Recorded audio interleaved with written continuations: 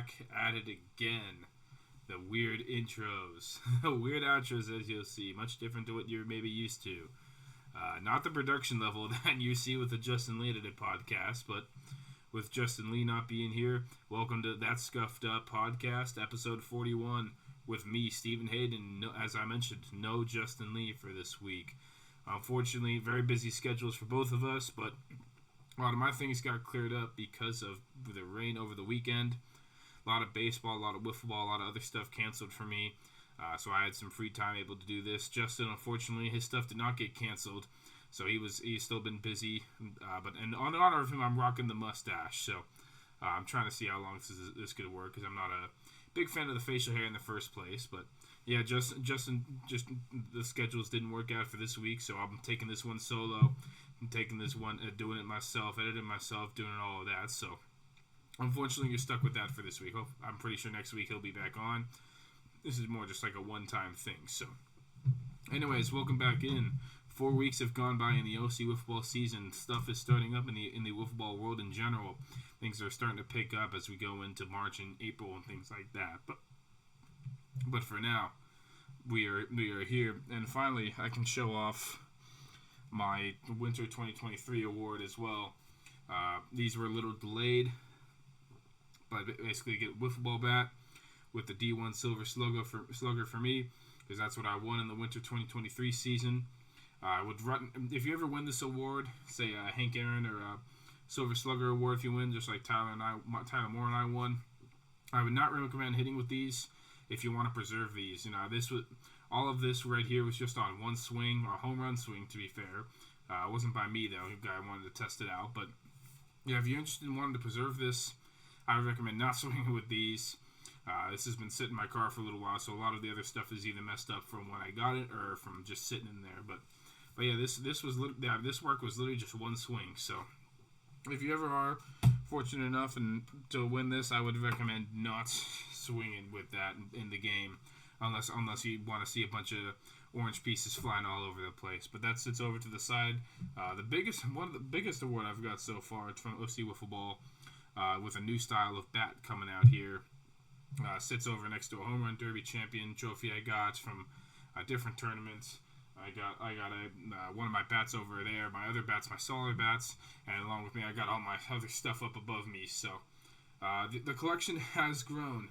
It's growing more and more, and I hope hopefully it will continue to grow more and more throughout my career. So luckily I have OC Wiffleball to thank for a lot of these awards that I've been given so far.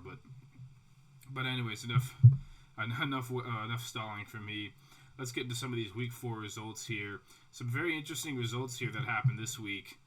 Starting off with a continuation game from Week 1, all the way from Week 1. You get the Louisville C and Avocabros finishing off a game. It was 23-23 going into the top of the 6th inning. A little controversy here, kind of figuring things out and getting things set up, as there were some guys, a couple guys missing. I'm trying to get try to get one player in and things like that. Eventually did get it going. Avocabros did end up taking this one 24-23 off of a walk-off walk. Justin Lee could not secure the second or third out in the bottom of the 6th inning to keep the game alive, and the Avocabros come away with this one. We talked about it before during the Week 1 podcast where we went over those Week 1 results. We went over the game a bit, so I don't want to go too much into it, but overall, the Avocado was able to come away with a win, got a couple hits, couple walks in the bottom of the 6th inning, able to shut out the Louisville C in the top of the 6th, and then able to get their run that they needed to win it. So, Avocado was coming away with a win there. Reason we did have this continuation game here is because also Louisville C and the Avocados did play again right afterwards. In the first game of the night, the 7:25 game, ended up being a 7-6 game in favor of the home team for this game, the Louisville of OC. Big story from this game was a lot of hitting from Tommy Hernandez. I believe he might have gone 6 for 7 in the game. Funny enough, that was the score if you look at it backwards. Had a couple big home runs. Justin Lee added on with a couple home runs. Stephen Hayden not really doing the hitting in this game, but was out there with the pitching and the defense. Had a very nice catch out in center field to rob a home run, which ended up being a big difference. It would have been a solo home run to lead off an inning, with Justin Lee pitching, but instead takes away a run and end up being the difference in the game. So Avocados did have a chance in the last inning. They had bases loaded with 2 outs. Had already scored a run in the top of the 6th, but Steven was able to get the last out on a looking strikeout to end the game. Get that win 7-6 and keep them up at the standings right now, which I'll go over more of the standings a little bit later as we go on. So next up for the Orange League, we probably got the matchup of the night, to be quite honest. We've got the OC Wiffleball LA taking on the Beach City Bombers. Jordan Dressler taking on a lot of the guys that he knows with the OC Wiffleball LA in that organization. Even though he never officially played with those guys, he's done some stuff in other tournaments or other leagues and things like that with some of the guys such as Ethan Lee, James Lee, and things like that. But the OC Wiffleball LA were able to come away with a surprising 3-1 victory here, handing the Beach City Bombers their first loss of the year. And, holding the Beach City Bombers to 1 run is mighty impressive. James Lee had 4 innings on the mound. David Quiros had 2 innings on the mound, and they were both very impressive overall. The Beach City Bombers did not score a run until the 2 outs in the 6th inning, and they had the home field advantage, and they had bases loaded. Could only get 1 across, though, so unfortunately for them, they come away with a loss here. But it seems like the OC Wolves of LA are kind of turning things around from their previous 2 seasons. It seems like they're starting to gel more and mesh more. And we've seen a bit of a surge in the pitching and play of David Quiros so far. A .344 average, a .563 on-base percentage, 11 hits, 7 home runs on the year. And then pitching, he's been extremely great as well. He's pitched 9 innings, so has a 2 ERA, only given up 3 runs the whole year, and he's got 16 strikeouts to his name. With him pitching a lot more, it seems like this team has kind of turned itself around a little bit. Ethan Lee kind of taking a back seat, giving the ball to the hot hand, and obviously James is going to keep doing his thing on the mound and keep working the strikeouts and keep just throwing some of the most insane pitches you will ever see in OC Wiffleball. So, big win for them. And I talked about it in the previous podcast. The Beach City Bombers, it seems like their offense has not quite picked up with their pitching so far. Jordan Dressler still doing great things on the mound, but I'll get into more detail about the Beach City Bombers later on. Next up on the docket here for the Orange League, we have the OC Juicers taking on Pitches Gone Wild, the 7 and 8 seeds battling it out. OC Juicers able to come away with a big 10-8 victory here. A very close game, and I talked about it on the podcast last week with the Pitches Gone Wild. And they're getting better and better as the season has gone along. They nearly beat the Louisville FC last week. They had a close game versus the Avocados as well, and then they had a very close game here versus the OC Juicers. However, the OC Juicers able to come out on top, winning by a total of 2 runs. For Pitches Gone Wild, they're improving more and more as the season goes along. The team average is continuing to go up, and are able to get guys on base, whether it be via the walk or the base hits. Their power numbers are not great at this point. Only have 9 home runs on the season. However, you do have Dylan Panning Sorrow with 6 of those home runs, so his power has certainly been there. He's got a .375 average as well with a .483 on base percentage, and this team is getting better and better as it goes along. Pitching wise, not all the stats are in for them, so can't really tell as much with the pitching, but as we'll get into more detail kind of with the standings and stuff like that. They've given up a good amount of runs, but it seems like their offense has been improving more and more as the weeks go along. That's what we like to see. I think this is a team that can get a couple wins before the season ends, and who knows what can happen in the D2 playoffs with them. Every team in the Orange League does make the playoffs, so you have that 5, 6, 7, 8 in D2 and 1, 2, 3, 4 in D1. So you never know what they're able to do in D2. And I'll get onto the Juicers a little later if they got another game later on. Next up here on the docket, for one of the later games, you have Beach City Bombers coming off that loss and taking on the Whoosh in their first game of the night. Beach City Bombers, they had a point to prove. They wanted to right their wrongs from their first loss of the year. Taking 11-2 victory here over Whoosh. An extremely good game here, especially offensively here for the Beach City Bombers. Able to get the bats going. Overall, they have some pretty good offensive numbers. You have Tyler Moore batting .500, Jordan Drescher batting .367. But compared to the previous season for both of these guys, it's not quite where these guys were at last year. And the last year, Jordan Drescher was the MVP, had like a 573 average, and Tyler Moore was up there as well in terms of average. But so far, this new duo, the bats have not been working quite as well as they have been, but pitching-wise, things have been extremely good. Jordan Drescher is very much on the same path as he was the previous season, in which he really pushed himself over to be the MVP. 13 innings pitched, 34 strikeouts, I should say. A 0.46 ERA, and only 1 run allowed on the whole season for him. I wonder who had that run. And you have Tyler Moore, who's unfortunately, he did give up all the runs during his 2 games. He gave up 5 runs, but adding his total to 6. Oh my goodness. Stop the presses. Whatever are we going to do here? But 13 innings pitched for him, 30 strikeouts, 6 earned runs, and an ERA of 2.77.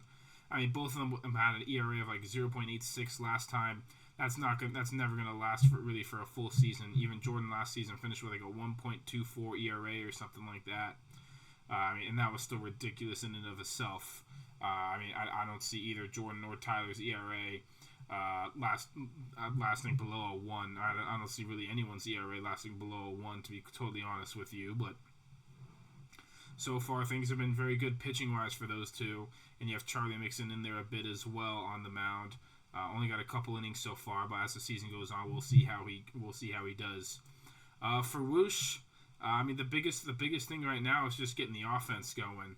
They haven't been able to score a lot of runs so far. Their batting average as a team overall is not great to this point. Overall, as a team, they're batting .236 with an on-base percentage of .382. Both of those would be near the bottom of the league at this point. I think those actually might be the bottom 2, to be quite honest, at this point. So if they can get the bats going, they could start getting some wins under their belts, because they certainly have the pitching to be able to do it. They've had some good pitching so far. Anthony Grusa's had a good pitching season so far for them.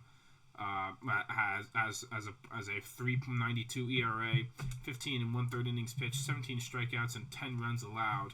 So they have him. Owen Schertz had some good moments on the mound. Mike Sigler and Donald LeCompte as well. But once they get those bats going, they can be a dangerous team. And it's early in the year. You have that break there from that winter season going into the new year. I know from personal experience. Take some time off of wiffle ball, and kind of takes a little while for you to get back into the swing of things. So as they get back into it, they can get the bats going, then they can be a dangerous team, whether it be for D2 or D1. Next game here on the docket, actually the last one for the Orange League, is the OC Wiffleball of LA taking on the OC Juicers. These two teams had a very close game in week 1, I believe it was. I should say a very high-scoring game. A 24-16 win the first time these two teams played each other. This week they play each other. OC Wiffles of LA taking a 14-4 victory here over the OC Juicers. We talked a bit about the OC Wiffles of LA already. 2 big wins. It seems to be this is the season that they're starting to turn things around. The first season they struggled to get a win until the last couple weeks of the season. And then the winter season, they just missed out on the playoffs, getting knocked out by Shepherd's Pie and Anthony's team. But this season, it seems like they're on a mission. James Lee's still doing his thing. Even though he doesn't have quite the same offensive numbers that he's had in the past, he's still got a .472 average with a .635 on-base percentage. He's still right there. Ethan Lee's been stepping up at the plate, a .357 average, one of his best so far. Ethan Raffman continues to get on base with a .630 average. And overall, in general, as a team, they're batting .348 with an on-base percentage of .543, which I believe is one of the top on-base percentages right now at this point. If not the top, actually. If I'm looking at this correctly, they actually have the top on-base percentage so far in the league, with all 5 guys with an on-base percentage above .400, which is very impressive to see in general. So if they're able to continue to do this, they can keep relying on the pitching of James Lee and David Quiros. They can keep going to great things, and they already beat the Beach City Bombers. And their only 2 losses of the year are to the Trash Pandas, so they only got to play the Beach City Bombers one more time, And then the only other team in the top 4 that they haven't played yet is the LA Wiffles of OC, who obviously, both those teams know each other extremely well because they're both my teams. But who knows what can happen with those? They could really make a push into that 2 or 1 or potentially that 1 seed, depending on how some of these future matchups go as we move along. For the OC Juicers, they were able to get a win earlier in the day, so they got their second win of the season. A tough one here, but I mean they're still in a good spot, and I can see this team making some good noise for the D2 division right now. Nicholas Tone continuing to just get on base constantly as he does. A 690 on base percentage for him, and also batting 400 as well with 4 home runs. So I think 4 home runs might be more home runs than he has combined in his first 2 seasons in OC Wiffleball. So good to see. And Joel Gonzalez also doing some good things at the plate. 449 average, 534 on base percentage with 8 home runs. Has nearly half the team's home runs. Once they get Joel figured out a little bit better on the mound, he's been good and has some potential.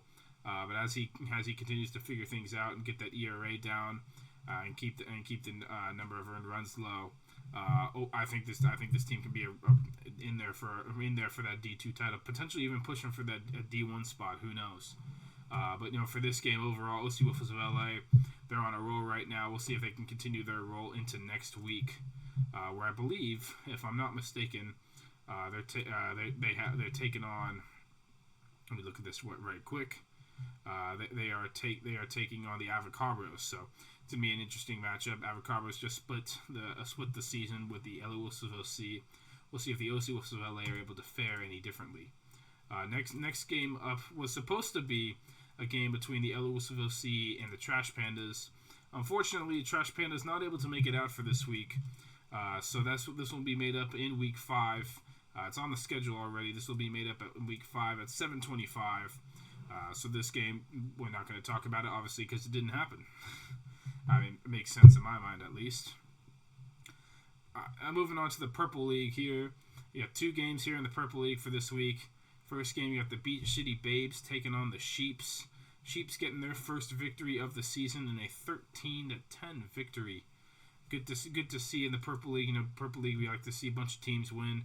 A lot of offense scored, and we saw both of those here in this game. The Chiefs finally able to get the offense going and able to get their first win of the season. I have some good numbers. Aaron Patterson is doing great things for the Beat Shitty Babes as well, I should say. A 556 batting average and on base percentage with 10 hits so far in the year. But for the Chiefs, you have John Eiton doing some good things at the plate. Matt Hornich is in there as well. So the Chiefs team still has some potential, and who knows what can happen. A lot of these players from that Chiefs team that made it to the fall 2023 World Series and just barely lost to the Glizzy Gladiators. So we'll see what happens. It's good to see these teams will keep playing each other more and more, and we'll see if the Chiefs are able to bounce back and put some more wins on the record. Unfortunately, they do not do that in their second game here. The Chiefs do lose their second game. They play the Pancake Batters. They lose that one 13-0. Pancake Batters do seem to be on a mission right now. Last year and they were knocked out by the Beat Shitty Babes in the semifinals, and they're the only team to be here for all 3 seasons of the Purple League so far.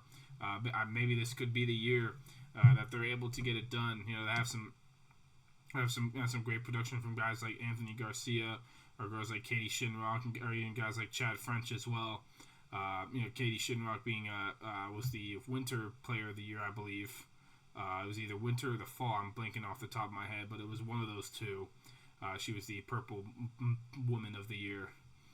So as the season continues on, we'll see how things go with the Purple League, and we'll see which team ends up advancing to that World Series, and potentially we'll see a new team here, or maybe we'll see a repeat with the Beat Shitty Babes, or the Beat Shitty Dingers the previous season. But I mean, it's the same team for the most part. So that will wrap things up here for week 4. It's hard to believe we're already halfway through the season, through the spring 2024 season of OC Wiffleball. We've got 4 weeks left, and then we move on to the playoffs, which will be taking place in about a month or so, in the beginning of April. So stay tuned in for that. We've gone over the schedule in the past, or the schedule is on the OC Wiffleball website if you want to check it out. quick rundown of the standings so far. The Purple League, you have the Pancake Batters taking the number 1 spot, 4-1 record with a plus 45 run differential, 76 runs scored, 31 against. In second, you have the Beach City Babes at 2-2, 46 runs scored, 47 against for a minus 1 run differential. And then finally, you have the Sheeps here, a 1-4 record, 22 runs scored, 66 runs allowed for a minus 44 run differential. Over here in the Orange League, in the 1 spot, you have the Trash Pandas, who even though they didn't play, they're still sitting there at 6-0. Now the only undefeated team left in the Orange League. 61 runs scored, 11 against for a plus 50 run differential. In second place, Beach City Bombers, 4-1 record, 42 runs scored, 7 against, with a plus 35 run differential. In third place, shooting up here and taking over the spot of their counterparts, is the OC Wiffleball LA, a 5-2 record for them. 78 runs scored, 68 against for a plus 10 run differential. In fourth, you have the LA Wiffleball C, the 2-time defending champions, I should say. Sorry, I had to throw that in there. 4-2 record, 60 runs scored, 52 against for a plus 8 run differential. Fifth, you got the Avocarbos, sitting at 3-3, 52 runs scored, 57 against for a minus 5 run differential. Sixth, you got the OC Juicers, 2 wins, 6 losses, 57 runs scored, 91 against for a minus 34 run differential.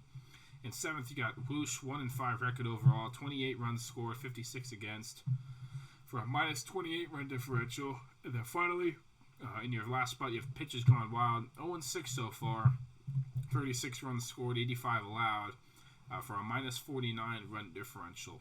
Those are your standings overall. Looking at the Orange League here, couple of surprises so far, or a couple teams I can see potentially moving. I could see Whoosh making their way up a bit as well. I talked about it when we were talking about the team earlier.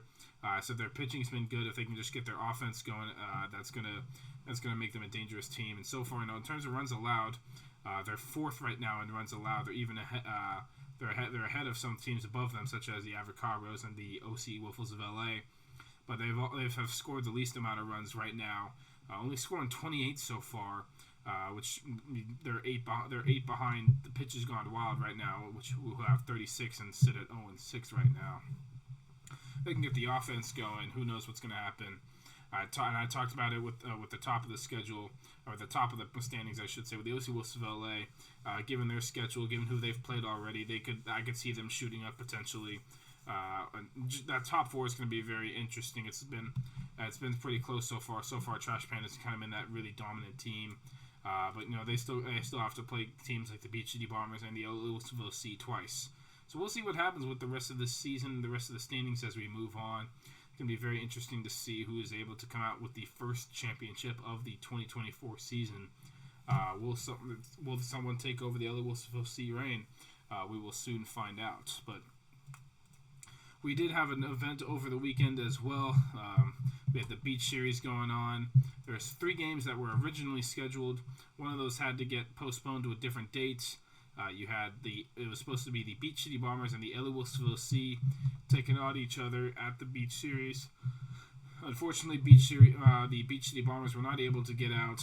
A couple of their big guys, such as Tyler Moore and Jordan Dressler, and just in general, were not able to get out a whole lot of guys to be able to play in that. So things are being postponed to a later date. From what I heard, if things don't get played, then the LA Wiffleball C will end up taking that win because it's the Beach City Bombers who are unable to do it. So we're not hoping for that. We're hoping that we get to play that game. It's always good to play them and things like that, and just playing against your former teammate of a year and things like that. I mean, Jordan with the Wiffleball C went through a lot of winning and a lot of figuring stuff out. So always good to be able to play against him in general. So we'll see how things shake out with that. But we did have a couple Purple League games going on there. You had the Pancake Batters and Beach City Babes out there to play. They played a couple games. Not entirely sure on the results of those, but from what I saw, that you had a lot of scoring, especially in Game 1. A lot of offense going on. I think one of the stories it said it was 20-11 at one point in Game 1 going into the 6th inning. We are unsure of the final results. Those have not been input because the series just happened so recently. But hopefully those teams had a good day out there. And we've talked about the conditions that they probably learned how to deal with for the first time. You have the wind out there. You have the field being a lot more open versus the Great Park, where you have the stadium to kind of block off a lot of the wind. You have the daytime, which plays a lot of different factors versus playing at night, and just overall stuff like that. Hopefully they had a good time out there, based off the number of runs. That's what we're hoping for, but we will see what happens with that. I'm sure we'll hear more about that soon. So with no Justin Lee here, I do want to do some mid-season awards picks so far. Based off some of the awards that have been given out in the past. This is the first time in a while we are not doing a D1 and D2 awards, so I'm going to stick with the D1 awards as of right now and give my opinions on everything. But first, I'm going to start off with the Purple League awards. With Purple League, there are two awards that are given out: the Male Player of the Year and the Female Player of the Year. Some of those past winners for the Male Player of the Year include guys like Kyle Fromm and Will Cantrell, and for the Female Player of the Year, some of those include the likes of Mackenzie Mayo and also Katie Shinrock. So, looking at it right now, who I believe is going to win, or who I believe is in the lead right now, who's potentially going to win. The Purple League is always a tough one to kind of figure out.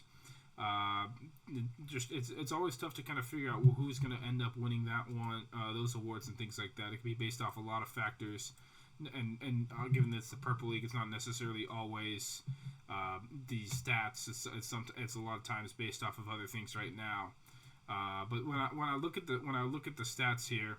I think I've got to lean a little bit towards Adrian Garcia at this point.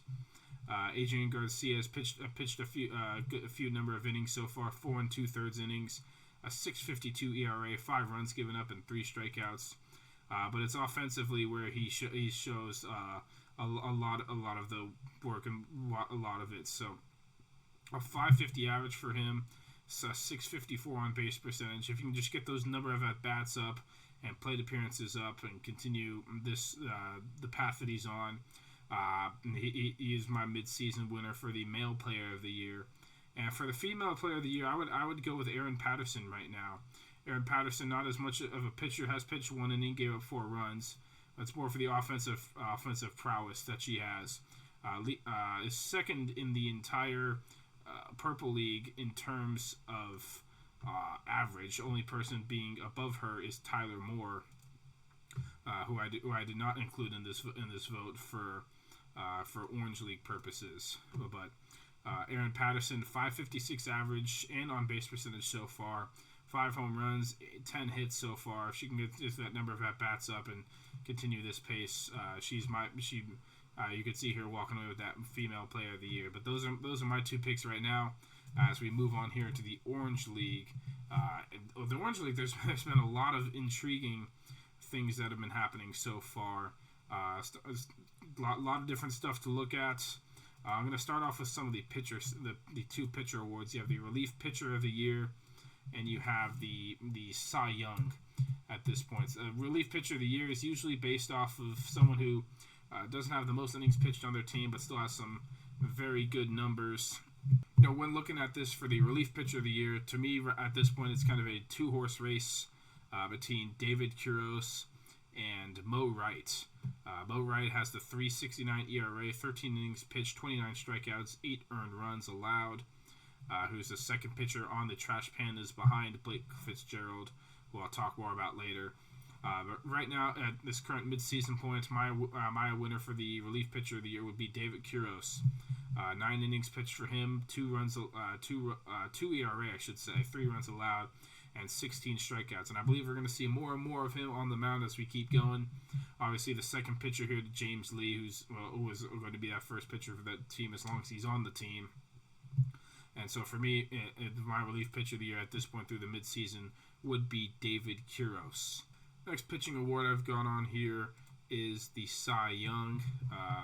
Actually, relating to that Relief Pitcher of the Year, I'm going to choose, at this point through the season, I'm going to choose a guy who actually won the Relief Pitcher of the Year last season in the winter 2023 season. I've got Blake Fitzgerald so far as my mid-season award pick for the Cy Young, I should say. Blake Fitzgerald has continued to improve more and more on the mound. So far this season, 22 innings pitched, a 1.36 ERA, 56 strikeouts, only allowing 5 runs on the whole year. Has been extremely good on the mound so far, taking his stuff to a new level. I feel like I whenever I face him personally, I feel like he's always the hardest person that throws slower in this league. It seems like somehow all his stuff stays below 62, even though it feels like I'm facing like 70 miles an hour up there. And that's a credit to him working on his stuff and working on his craft and figuring out the style of pitching in this league. So that's my pick right now for the Cy Young. For Rookie of the Year, this one's an interesting one. I don't actually have his last name on there, to be quite honest. But so far through this point of the season, I would have Diego. Like I said, not sure on the last name, but it's actually not in the stats right now. So far has a 4.29 average on pitches gone wild, with a 6.52 on base percentage. Demand continues to get on base, and I believe he's one of the main pitchers for pitches gone wild, even though we do not have the numbers for that pitching in there. For my Rookie of the Year, I would go with Diego, and I apologize. Your last name is not on here if you're listening to this. For Manager of the Year, this one's always kind of a tough one to decide. You can go a multitude of different ways, but the Manager of the Year is not always based off of how your team does, but it's also based off a lot of other different factors. So for this one, I'm actually not going to predict. This one is more of a thing that's decided within, and even though I think potentially a leading candidate might actually be myself. So far, I've led my team to the 4th seed, but it's not always about your record. It's about some other withstanding things in the league. And you could have some guys in there from different teams who maybe haven't done as well, but are committed and helping out and things like that. So we'll see. I mean, you can give a slight edge to me right now for giving my team into the 3/4 spot right now. But we'll see how things move on. I mean, I've already won one of those, so I'd be okay without it. Next up, we have the final 3 awards, 3 of the bigger awards. You have the Hank Aaron, you have the Silver Slugger, and you have the MVP so far. Silver Slugger, I did go with a player who probably could win the Rookie of the Year, I should say. But a man so far has been crushing it in this league. He's got a 5.36 average so far, and that's missing the first 2 games as well. 7 home runs on the season, 15 hits, a 5.94 on base percentage, helping bring some relevancy back to the LOC, and that being Tommy Hernandez. Another lefty back coming in here, kind of a replacement here for Jordan Drexler as he went over to the Beach City Bombers. And he's been really good so far. He's been crushing the ball. He's been hitting the ball extremely hard. Had a walk-off home run the previous week versus Pitches Gone Wild, and with his wiffle experience where he plays in other styles of wiffle ball, he's adjusted to this one very very nicely hitting wise, and I think this one's been a good confidence booster for him as well. So he's my pick for Silver Slugger right now through the mid-season. And for Hank Aaron's usually seen as kind of like your best overall hitter in the league, and that's, based off the numbers, leading the league in average, but he's one of the top on-base percentage guys. But he's one that actually doesn't walk all the time. Nick, a 682 on-base percentage, 11 home runs, leading the league in home runs, the only person above 10, I believe. Actually, the only person above 8 right now. And that is Mr. Michael Haskup from the Trash Pandas, another Trash Pandas member getting in there. Michael Haskup's had a great offensive year so far. It seems like he's really found his groove so far. 19 hits so far in the season, 11 of those being home runs. I believe he leads. He's one of the top players in terms of hits, especially that hit to plate appearance ratio obviously shows in that average. So he's been extremely great so far at the plate. He's my mid-season pick. for the Hank Aaron. And then the MVP was an interesting kind of one to figure out. Just bringing like that most valuable factor in terms of how your team is doing, how your numbers look overall. And I went with an interesting one here. I went with for my midseason MVP pick, in my opinion. I went with the youngest player in the league, winner of Rookie of the Year in his first season, Cy Young the previous season, and so far, in my opinion, leading the league in the MVP in terms of doing everything. And that is Mr. James Lee of the OC Wiffles of LA. OC Wiffles of LA have shot up in the standings. They're in third place right now, right on the heels of the Beach City Bombers and Trash Pandas, after just defeating the Beach City Bombers as well the previous week. He's had a pretty good season so far overall, when you include both his hitting and his pitching. Starting off with the hitting here, he has a .472 average with a .635 on base percentage, 6 home runs to his name, 17 hits, 11 singles so far. So as we've seen with some previous MVP winner, a back-to-back winner, I'll give you a chance to think who that is. It's either single or home run for James so far during this season. And then pitching-wise, he's still been extremely good. Overall, has a .462 ERA, 26 innings pitched, 58 strikeouts, and 20 runs allowed. However, I believe it's 12 of those have come against the Trash Pandas. So, all his other games so far, he's only allowed 8 runs, including throwing off 4 innings, only giving up 1 run versus the Beach City Bombers this previous week. So those are my overall midseason prediction picks. And it's very tough to to be able to figure things out right now, but that's just my best guess of how I see things so far in the league. And we'll see what happens. A lot can change in this time as we continue on through the rest of the season. So, other than that, that's about all I have for this podcast. I'll give a quick little plug. You have some playoff wiffleball starting up on the SoCal Wiffleball YouTube channel. Those videos are very good that they're coming out. So make sure to check those out if you are interested at all. But other than that, OC Wiffleball related things are getting going here. I'll let you guys know some upcoming events here through the schedule. So we have our games today or tomorrow or whenever you're watching this. Most likely it would be you'd be watching this on a Tuesday. I would say we have our games this week, the 5th, and then the 12th is still an off week. There'll be no games playing on Tuesday, March 12th. However, Saturday, March 16th at 10 a.m. at Balboa Peninsula will be the All-Star Game and Home Run Derby. So information about the sign-ups for the Google Forms for that will be sent out soon. We'll play Week 5, and then we won't see each other again until the All-Star Game. So hopefully we have more people out there to participate than we did the previous year. The Winter 2023 season, Winter 2023 All-Star Game and Home Run Derby did not shape out the way that was imagined in terms of the number of people and stuff. But overall, we're hoping this one is better. It's always a good day out there. You get out there, you get to be near the beach, you get to do some morning whiffs, things like that. Not a whole lot more you can ask for.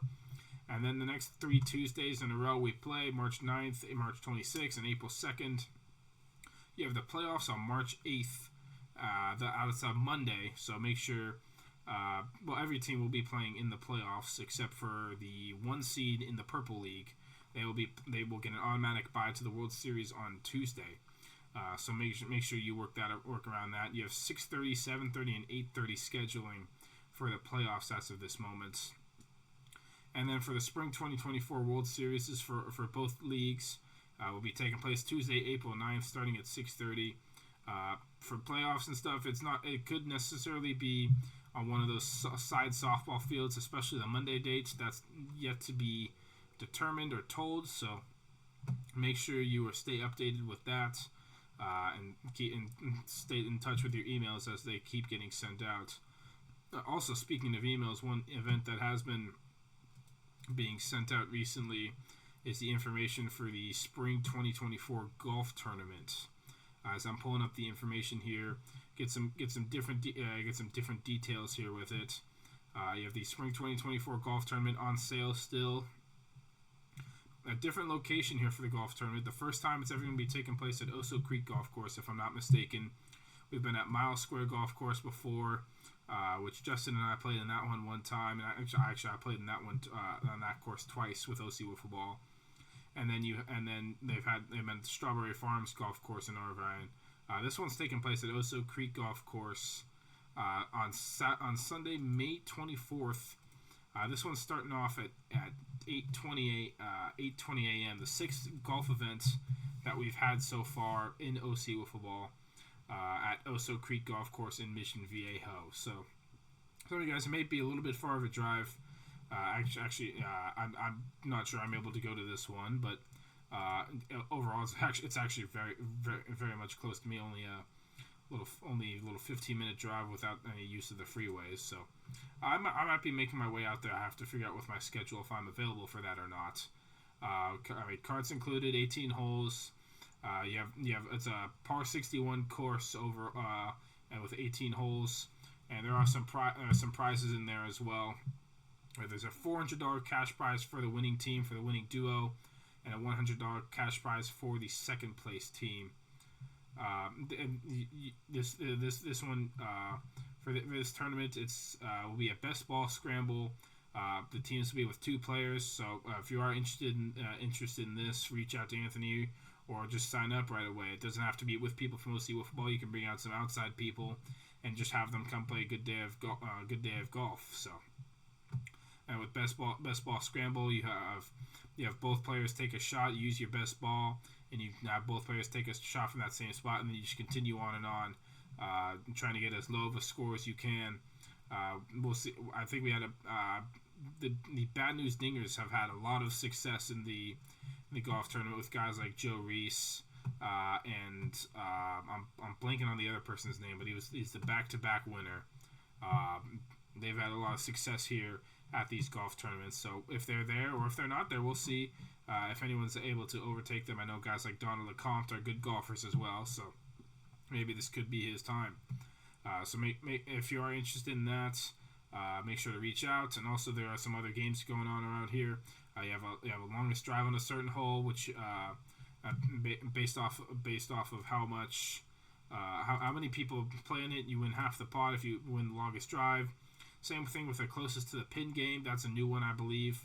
And then you have the dice roll, which is a classic one. Certain holes you get a chance to roll a dice. If you get a low number, you can keep that score, or you can play the hole depending on how confident you feel or how bad your roll is. So I know in my time I've had some very bad luck with the dice roll. And my partner usually always has some good luck. So those 4 rolls are important. So. Those can help make or break a round as well, and those have made or broken some rounds in the past as well. Any more details on that, you can reach out or check any of the emails that have been sent out in the past. But with that wraps up episode 41. Thank you everybody for tuning in. It's only Stephen Hayden for today. I brought out the mustache to try to replicate my best Justin Lee impersonation, but for now, this is what we got. You're stuck with me, unfortunately, for this week. Justin will hopefully be back next week. Halfway through the OC Wiffleball season, things are getting going up, as I said in the intro. With Wiffleball in general, a lot of stuff around the country is starting up and getting hot. So if you're interested in any of that, make sure you tune in, make sure you keep watching, and make sure you keep coming out to play here in OC Wiffleball. We will see you all later today or later tomorrow, depending on when you're watching this. Hopefully it's out on Monday. We'll see you. For now, take care. This has been Stephen Hayden, and we'll see you later.